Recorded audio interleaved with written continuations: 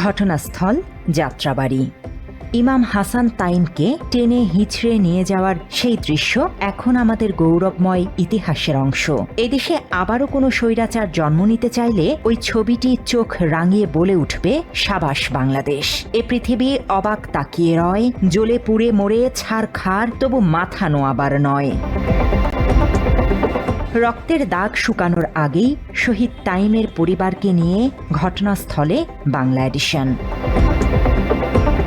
ঘটনার এতটুকু সবাই জানে, কিন্তু তার পরের খবর আমাদেরকে জানতে দেয়া হয়নি। শহীদ তাইমের বুকে গুলি চালানো পুলিশের সেই সদস্য যাত্রাবাড়ি থানার এসআই সাজ্জাদুজ্জামানকে এরই মধ্যে গোপনে জামিন দেয়া হয়েছে। সেই জামিন প্রক্রিয়াতেও সৃষ্টি করা হয়েছে আরেক ইতিহাস, যেই ইতিহাস শুধুই লজ্জা, ঘৃণা আর অভিশাপ।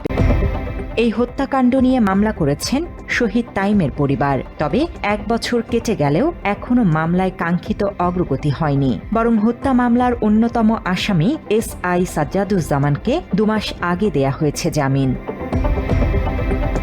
এ নিয়ে তাইমের বড় ভাই রবিউল আউয়াল ভূঁইয়া আদালতে গেলে তাকে জানানো হয়েছে আইন মন্ত্রণালয়ের নির্দেশেই জামিন পেয়েছেন আসামি।